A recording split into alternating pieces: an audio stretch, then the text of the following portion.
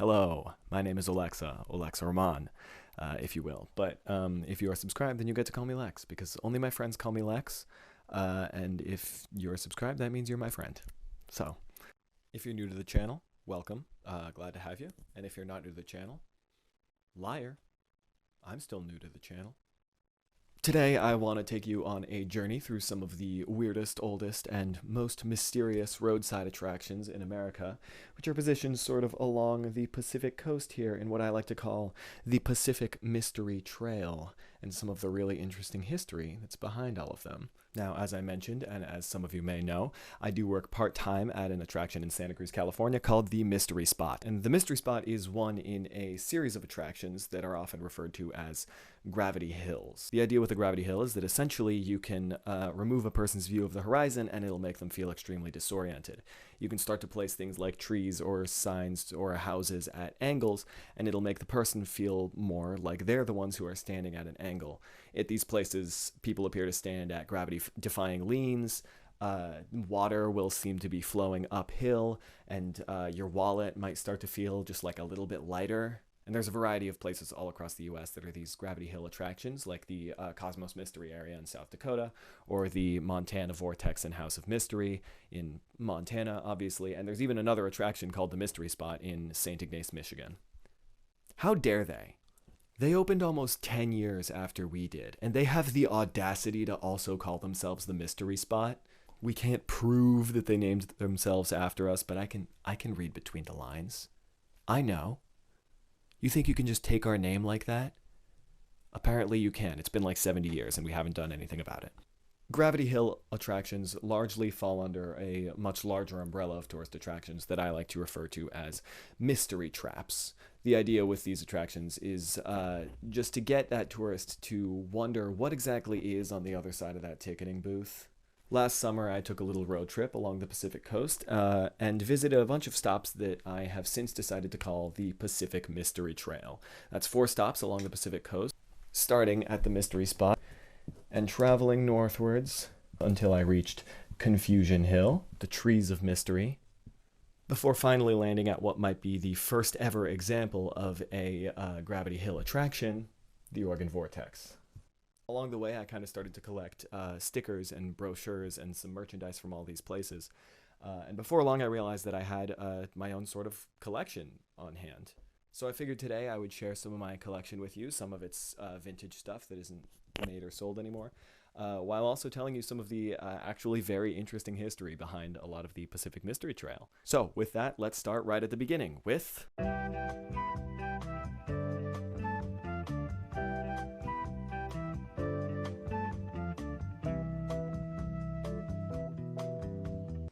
Okay, so I'm at the Oregon Vortex.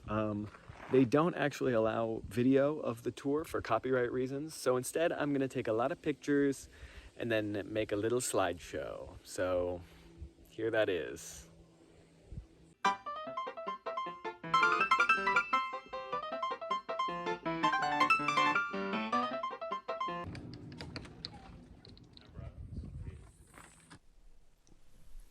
I changed. The Oregon Vortex is nestled in a little out-of-the-way spot in Gold Hill, Oregon, and might be one of the oldest examples of a Gravity Hill attraction, if not one of the oldest examples of a roadside attraction in the US, period. And we owe it all to one man, John Lister. So, let's talk mystery history. Here's the story. The Oregon Vortex opened in Gold Hill, Oregon in the year of our Lord, 1930. But according to the official website, that's not where the story actually starts. They say that for years before, the Oregon Vortex land was considered forbidden land by the local Native American tribes, which to me feels a little bit exploitative and stereotyping, but it is very indicative of the time in which this story was written, which was so long ago. 1930, that's almost a century ago.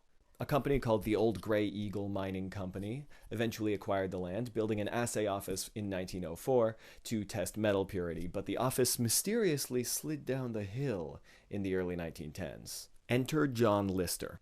Lister was a geologist, engineer, and physicist who came into possession of the property in the early 1920s, and he was fascinated by the mysterious properties of the area. Lister measured out an area of 165 feet and 4.5 inches diameter, where the laws of physics seemed to bend. This area would eventually become known as the Oregon Vortex.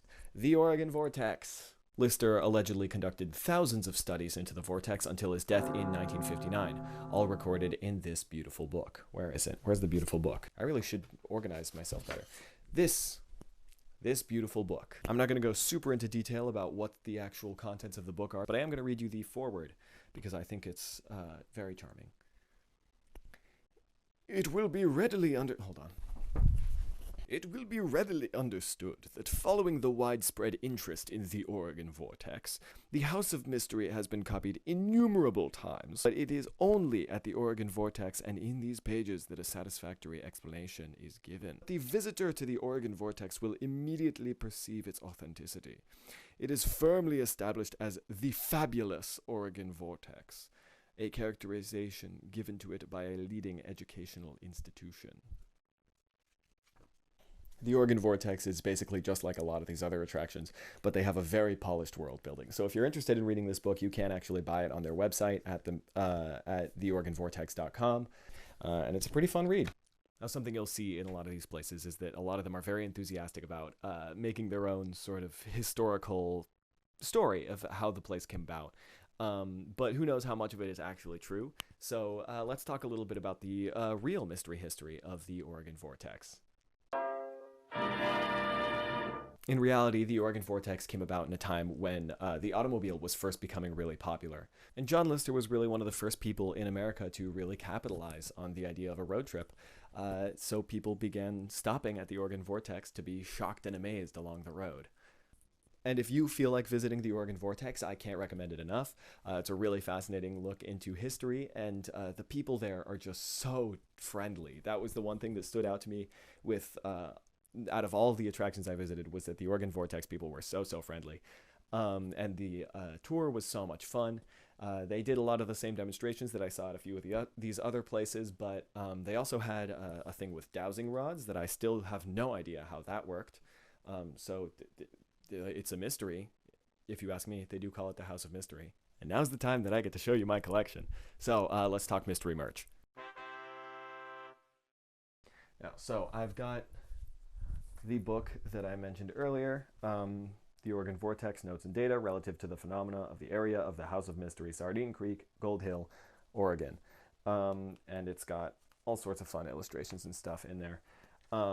It is the 5th edition of the book. I would really like to get my hands on some of the earlier editions. I did find a few on eBay, but I didn't buy them because I'm not made of money. I also have this brochure right here that comes from the Oregon Vortex, a full fold-out for brochures. You don't see that with all the places, which I really like.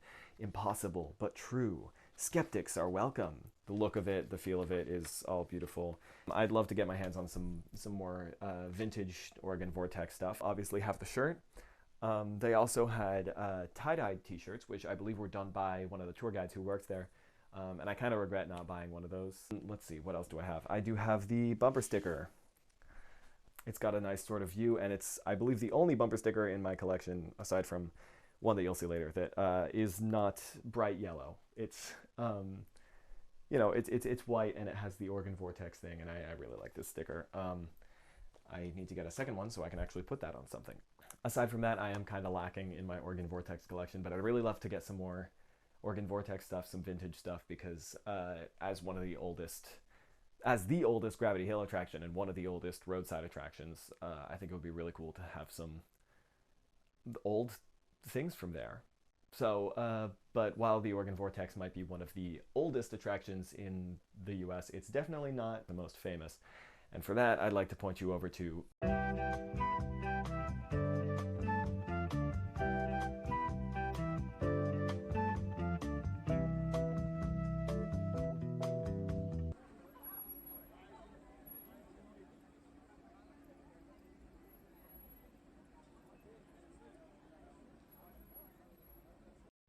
I changed again. There's a few conflicting sources as to when the mystery spot actually opened to the public.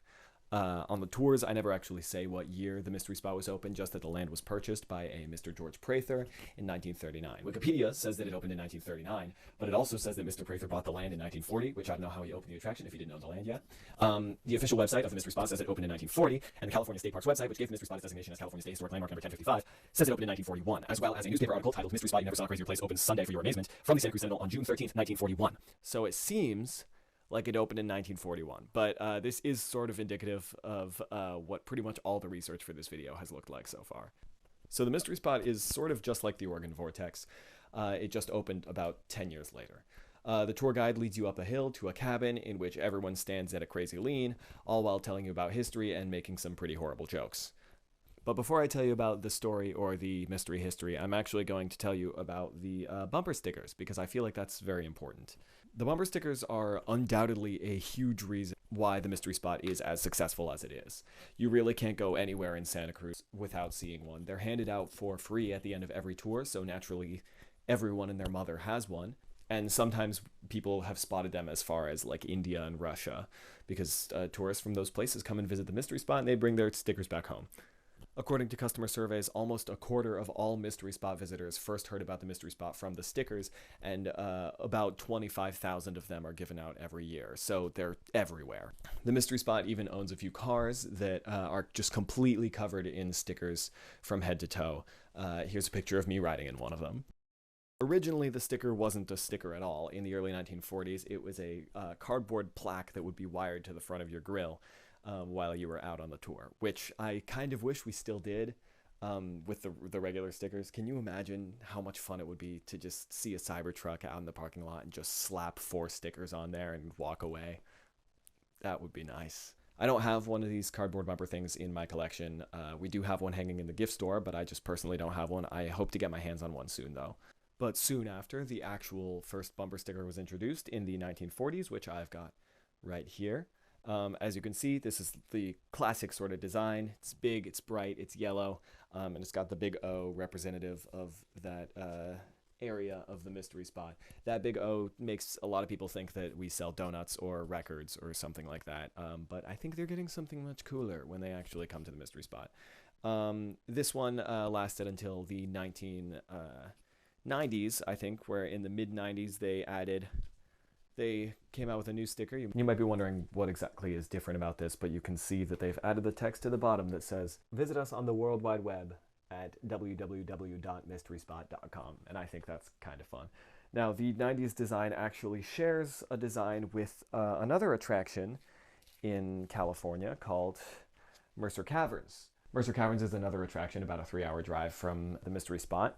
It's a cave which was discovered by Walter Mercer in 1885, and the reason why they've got similar sticker designs is actually because they used to share an owner. So their designs are super similar. It is notable, though, that I was at Mercer Caverns like a month ago to get this sticker, and it is still the same as the 90s design. It even says the little text at the bottom that says, "Visit us at the World Wide Web at www.mercercaverns.com." But the 90s sticker was replaced in the mid-2000s with a sticker that's the same design, but a little bit smaller. I'm also missing that sticker from my collection, but I've got a sticker of the same size, which was introduced in 2014. I dropped my sticker. It's okay. I'm a professional. Here's the smaller sticker. This is the 2014 design. You can see they replaced the whole slogan with just a simple URL, and on the other side they have California State Historic Landmark number 1055.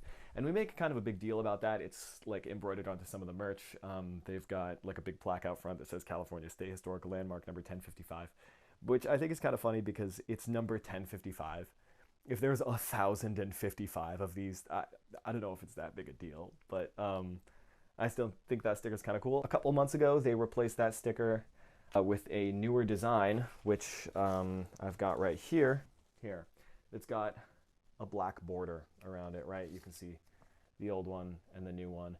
The black border design was kind of unpopular, though, including me. I don't really like it, so we're going back to the old one, I believe, as soon as we run out of our current stock. At least that's what was reported recently. That's not information that I got from the mystery spot, but that's good news for me as a collector because that means that this one is limited edition. And I've also got a misprint of that sticker where the printer jammed. So that's cool and rare of me to have. Also, very funny fun fact, we do sell the stickers online. You can buy them at our website, mysteryspot.com. But one of the top places where we sell the stickers is Michigan. That's right. People buy our stickers because they think they're buying stickers from the St. Ignace Mystery Spot, which is really funny. Oh, you think you're cooler than us because you have a zip line? Well, we don't need a zip line. Our attraction is cool enough as it is. We sell stickers to your customers. Now, the actual mystery history. So the story told by the Mystery Spot and the actual story, the actual mystery history, does have a pretty significant overlap, so I'm just going to tell them together. Enter George Prather. According from a newspaper report at the time, Mr. Prather bought the place after walking through the valley and finding himself feeling rather dizzy.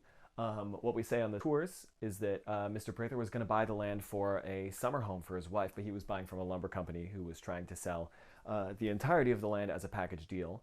So Mr. Prather bought both the land he was originally looking to buy, as well as the land where the mystery spot is now. After Mr. Prather bought the land, he built a cabin up on that hillside, and it wound up sliding on down the hill, landing in what is now exactly the center of the mystery spot, 150 feet in diameter. Today, inside the cabin, you walk in and you appear to stand at a 17-degree lean. Now, funnily enough, John Lister, the man who founded the Oregon Vortex, actually filed a lawsuit against George Prather, claiming that he copied his idea. But Prather called his bluff, knowing that both men were claiming their attractions were natural phenomenon, and that Lister would have to prove how his attraction worked in court in order to prove that he was copying his idea. Lister withdrew his case, but that would not be the only crazy lawsuit in this segment of mystery history. Enter Vaden McCrae, a shockingly prominent figure in the history of a lot of these mystery traps. The McCrae family owned land on Branciforte Road, just down the street from the mystery spot. And pretty soon, Vaden McCrae had become a business partner to George Prather, with other members of the McCrae family working as tour guides. This partnership would continue until the time of George Prather's death in 1946, when it was passed down to his son, Bruce. A couple years later, in 1948, the McCrae family would be photographed inside the Mystery Spot cabin for an issue of Life magazine, which we actually have framed at the Mystery Spot. You can see that spread right here. Vaden's brother Virgil is named as a tour guide in several of those photos. Not the big photo. The big photo family are actually called the Gaylord Hardings, which is not at all relevant. I just thought it was a kind of a funny name. And the wife's name in that photo is actually Eileen. Because she's leaning.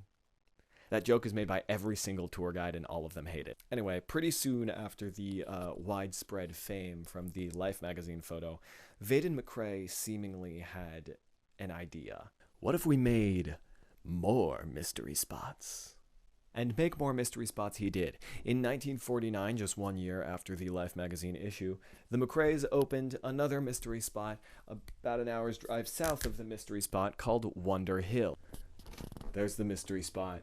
Wonder Hill's right below it. Bruce Prather seemingly was not a big fan of this, and they dissolved their partnership by the end of that year.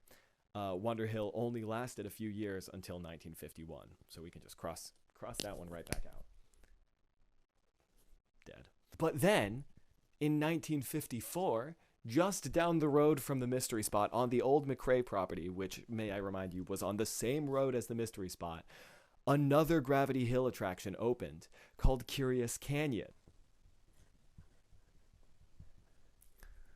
Curious Canyon. Now, Vaden was not the owner of Curious Canyon, thank God.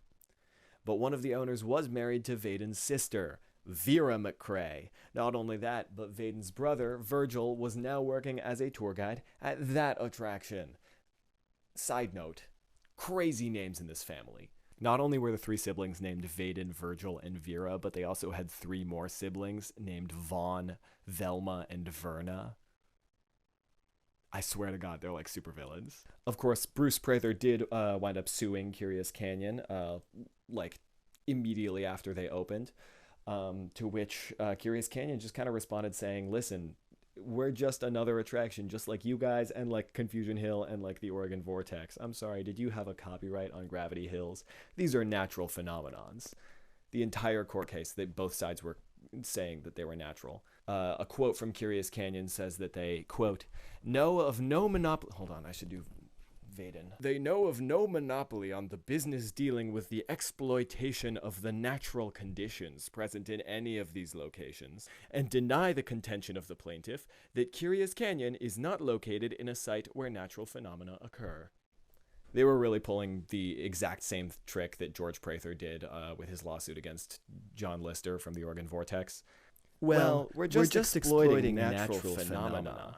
Unless, of course, you think they're not natural. And I gotta say, they've got a point. You know, it's kind of scummy of them to open up on the exact same street as the mystery spot, but it would be hypocritical of me to say that they copied us. But hey, I mean, at least they didn't use the same name. Michigan. St. Ignace Mystery Spot. They also did mention in the court proceedings another attraction called the Bodega Bay Mystery Spot, which would be right around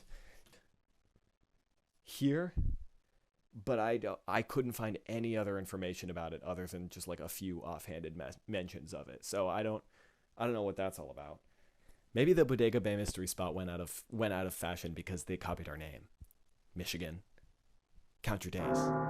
The case was eventually dismissed, but Curious Canyon went out of business just 1 year later in 1955 anyway because they ran out of money. But that didn't stop Vaden McRae. No. That same year, Vaden and his wife Grace left Santa Cruz and moved to Michigan, where they founded the St. Ignace Mystery Spot. Holy shit! When I tell you the face I made when I reached this point in my research, to think this whole time, we've shared a common ancestor. The McRae family. Vaden and Virgil and Vera and all their various other V-themed siblings. We've been cousins this whole time. Michigan, perhaps I treated you too harshly. Maybe one day we can open the door to friendship. No, I don't want to. Though I do really badly want to go there. I really badly want to go to the Michigan Mystery Spot. One way or another, they do not have the merchandise ability that the Mystery Spot in Santa Cruz does. So, mystery merch. Aside from the various stickers that I've showed off, I do also have a variety of staff shirts and hoodies. This crew neck and this non-staff hoodie. This shirt, of course. Some black and white postcards from the early days of the Mystery Spot. You can see they show off some of that cool lean. Right? These are, I don't know what year these are actually from, but they're very old. Look at that. Isn't that kind of cool? 2 brochures, one that we use now and one that we used to use, which is better. The new one's this sad one-fold brochure, right? Just says some interesting information about the Mystery Spot, if it's really that interesting. The old one, look at this. Full fold out, 3 panels. On the inside, listen to this. The doubting Thomas who heads for the spot finds himself among the puzzled when he staggers out to regain his sense of balance and perspective. The new one doesn't have that. What's the point? I've got a bookmark that never actually hit the shelves because of a typo on the back that says Misery Spot. This biblically accurate banana slug plush with a Mystery Spot tramp stamp. And, of course, the Mystery Spot thong. I will not be modeling the Mystery Spot thong for you. Just to be clear, I was also going to buy the boxers for this collection, but what do I look like? Johnny Dollar? I work at the Mystery Spot. And the thong is obviously way funnier than the boxers. And just to be clear that this is not a paid advertisement or anything, I am now going to publicly complain with my biggest complaint about the Mystery Spot, and that is the AI-generated art in the gift store. Yes, I know. It's so sad. Not everything in the gift store is obviously generated. A few of my coworkers have even submitted art that was bought by the Mystery Spot for use in their gift store. But there is at least a few items that are AI generated. So once again, if any of my bosses are watching, can we get rid of that shit? Let's take a moment to calm down and talk briefly about the one spot on the Pacific Mystery Trail that I believe firmly belongs in this category, but is not actually a gravity hill. The Trees of Mystery.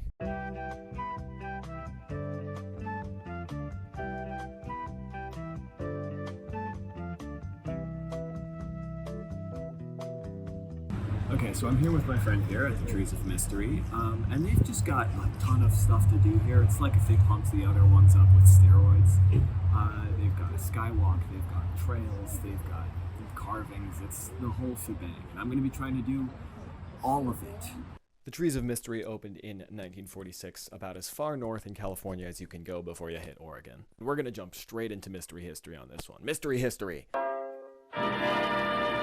I hate to say this, guys, but unlike the other attractions, the Trees of Mystery really does not emphasize their own history as much as the other ones. There is no single legendary founder or crazy lawsuit story I could find, but the history of the big Paul Bunyan statue is kind of interesting, so I'm going to tell you that instead. The Trees of Mystery is by far the most famous for the large Paul Bunyan statue and Babe the Big Blue Ox that greet visitors at the entrance and right along the side of the highway. The Big Paul Bunyan was built in 1946 at around the same time that the park was opened, but then it collapsed. So they rebuilt it almost 20 years later in 1961, which was just in time for the Seattle World's Fair. Seattle's somewhere up here, so people traveling up from California would pass right by the Trees of Mystery for Paul Bunyan to greet them along their way. Now, side note, Paul Bunyan does talk and move. His eyes blink and he waves his hands to talk at you. It's kind of creepy, but I also kind of love it. My name is Paul Bunyan. I'm just a big old lumberjack, and that's what I do. I greet folks coming in here. Give them a big old wave.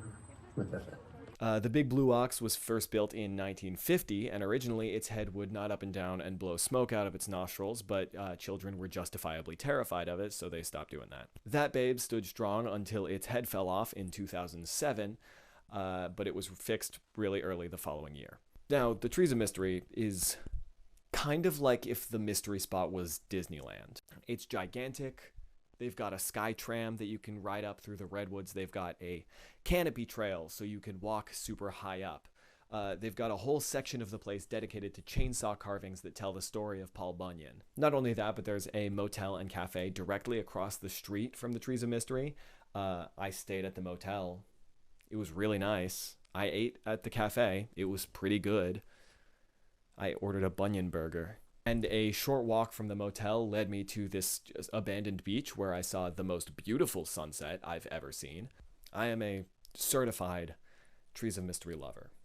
Here's a little montage to show you just how much I love the Trees of Mystery.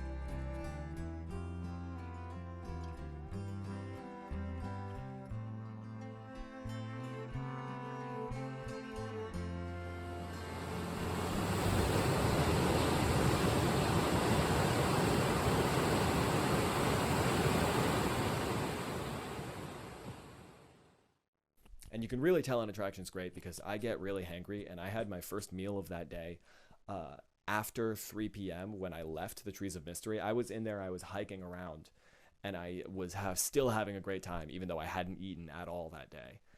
Not only that, but I also slipped and fell and got mud all over my ass while I was there, and I still had a great time. Now I've got mud all over me and a little bit of a boo-boo, but now I look like a real man of the woods. Rugged, adventurous, like I shit myself. Mystery merch.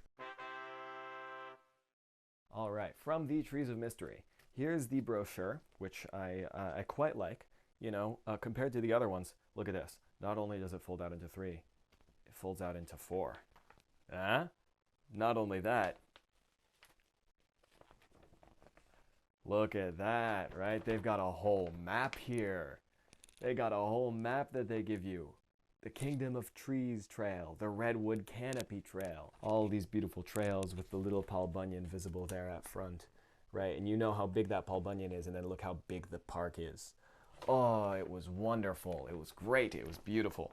So this is a great brochure.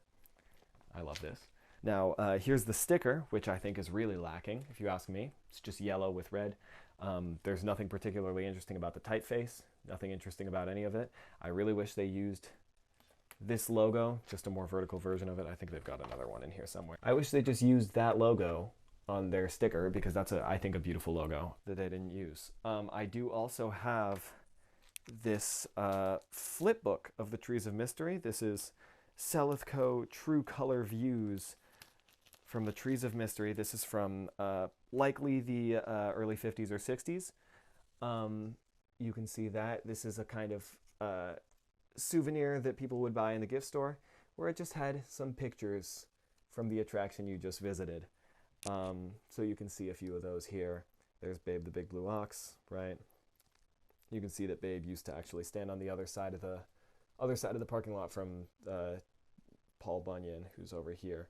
And I just think this is really cool to have. It's pretty much in very good condition. Now you might be wondering, Lex, or Alexa, if you're not subscribed, you might be wondering, Alexa, if you love the Trees of Mystery so much, why don't you have a t-shirt or a hoodie? Let me tell you this. It's because the Trees of Mystery gift store sucks.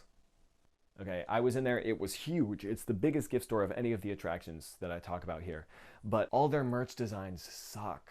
They're so ridiculously boring to look at, and they all look like they were based off of a template. Like they just took a template and they replaced the text there with Trees of Mystery. They have this beautiful logo that I was talking about earlier. I really love the look of this logo, but they don't use it on any of their merchandise. I walked out of that gift store with nothing but a brochure and a bumper sticker. I was very close to buying a stuffed animal of Babe the Big Blue Ox, but I mean, what do I look like? Johnny Dollar? I work at the mystery spot. But I absolutely would have shelled out for a good-looking t-shirt or hoodie or something, but none of the designs were at all interesting. So, Trees of Mystery, if you're watching, please hire some good artists and make some good merch. Your merch is so boring. Hire me. I'll make merch designs for you. I did find this shirt design from the 90s on eBay, which I think looks really nice. Bring this one back. There's a few other designs that I've seen online that seem pretty nice. I mean, I don't know. Last time I visited was a year ago, so maybe they've changed since then. But I don't know. I mean, I hope to go back soon, probably about a year from now. And when I do, you guys better have your shit together, okay? I want a goddamn t-shirt from the Trees of Mystery. Okay, that was a tangent, so let's move on to Confusion Hill.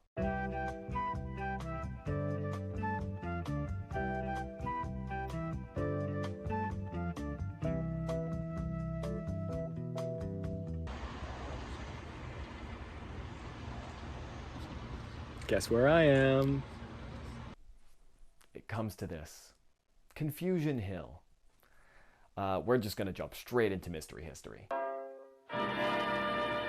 Confusion Hill was built in 1949 by a man named George Hudson, who was inspired by, shocker, the Oregon Vortex and the Trees of Mystery. It was sort of revitalized when it was bought in 1999 by Doug Carroll and Don Campbell, who I think put a lot of passion into really making it what it is today and making it great. It's along US Highway 101, which is also called the Redwood Highway, which goes a good portion of the Pacific Mystery Trail. It goes up this way, all the way up, and as you can see, it also intersects with the Trees of Mystery. Hudson built a cabin, much like the mystery spot in the Oregon Vortex, but the Confusion Hill does not use tour guides like the mystery spot or the Oregon Vortex does. It's just a little self-guided thing, which to me, as a solo traveler, made it a little bit difficult to really engage with it as much as I would have liked to, but it was a fun time one way or another. They also have the world's largest freestanding redwood chainsaw carving, which is kind of cool. There's taller redwood totem poles perhaps, but this one was carved straight into a standing redwood as opposed to being carved, laid down, and then lifted up. They've got a little mountain train ride where you ride the train around the mountain, and that was devastatingly closed when I was visiting, but one day I'm gonna ride that train. I'm gonna do it. By far, my favorite thing about Confusion Hill is the fact that they've got their own cryptid. That's right, they've got the Chippelope. The story goes that at Confusion Hill, long before the land was ever developed, a pair of antelopes and a pair of chipmunks were all on the hill at the same time when lightning struck it, and the animals combined to form the first pair of Chippelopes, Chester and Rose. Now, I have Chester here. His face is a little bit crooked on this one, but I love him with all my heart. I did not buy Rose. There is a separate one that's Rose. I didn't buy both because, I mean, what do I look like, Johnny Doll? I mean, Chester is obviously my favorite little guy from Confusion Hill, but I do have a few other things. I've got their bumper sticker here, another really bright yellow. It's a little bit more of a limeish yellow than the Mystery Spot one, which is more of a gold, I'd say. But I really like this design. They've got their website very large and on the bottom, which makes me wonder what kind of stickers did they have before the websites. But they have the big backwards red question mark with their awesome slogan, "Is seeing believing." And I really like this sticker. This is iconic. I've got their brochure, which, I hate to say it, it's more of a leaflet. Doesn't even fold. It's just a front and back. They do have all their points of interest here. They have the world famous Gravity House, or the Redwood Shoe House, the Souvenir Gift Shop, and of course the Twin Towers memorial trees. They don't have the Twin Towers. I checked. My other favorite is their hoodie, which has just this beautiful design. Look at that. Confusion Hill is seeing believing. I love this hoodie. I wear it all the time. It's phenomenal. It's beautiful. And it's honestly my favorite hoodie that I've got. Now, in 2016, Confusion Hill took part in an ARG, or an alternate reality game, called the Cypher Hunt, which was organized by the creator of the show Gravity Falls, in which fans of the show followed clues to find a statue of the show's main villain, Bill Cipher. After the statue was found, it was eventually relocated to Confusion Hill. Now, obviously, I was going to talk about Gravity Falls.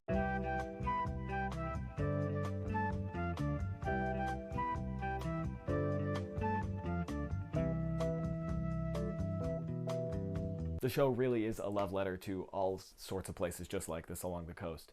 And if you're watching this video, there's a pretty good chance that you already know about Gravity Falls, but on the off chance that you don't, I'm going to give you some background anyway. Gravity Falls was a show created by Alex Hirsch that aired on the Disney Channel from 2012 to 2016.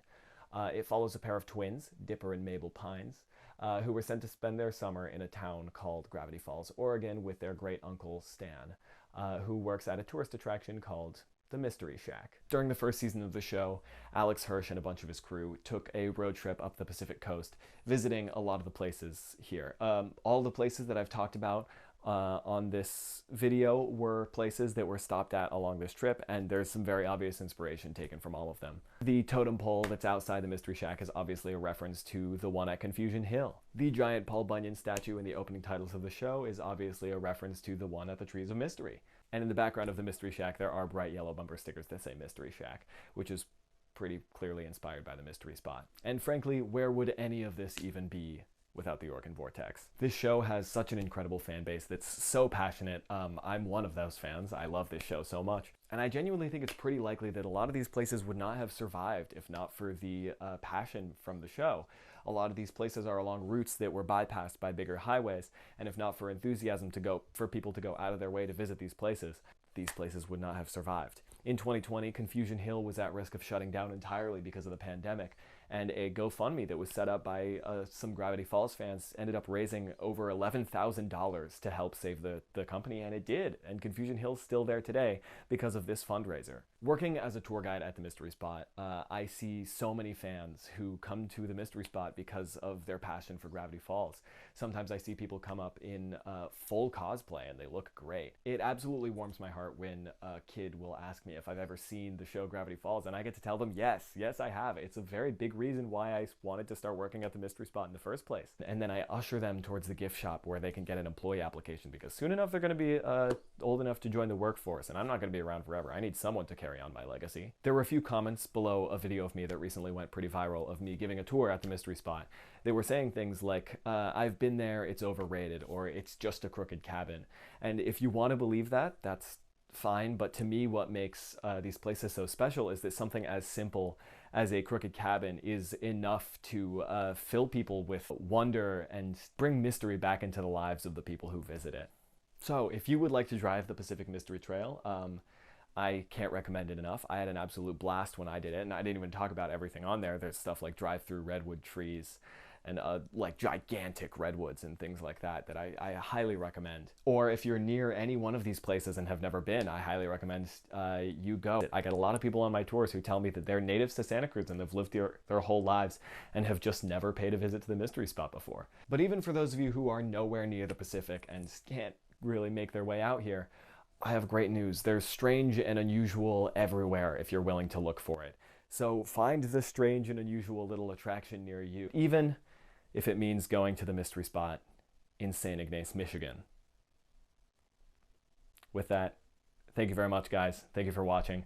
I hope you all enjoyed. I'll see you next time. Okay, I hope you enjoyed this video. There was a lot of research that went into it. And this is sort of my first venture into making a video like this. I've filmed a few in the past, but I've never actually finished editing them.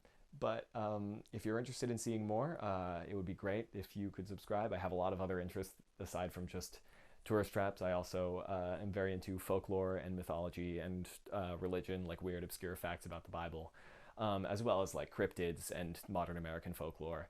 I'll likely be talking more about that in the future. If you liked the video, feel free to give it a like. Feel free to share it to your friends. If you didn't like the video, feel free to give it a dislike, but make sure you hit that dislike button twice, just so I know how much you hated it. So yeah, that's it. Keep like and subscribe, or don't. It's up to you. It really is. Okay, bye. I love you. Say it back. Bye, Paul Bunyan. Goodbye. Have a wonderful day. You too. I love you. Love you too, man.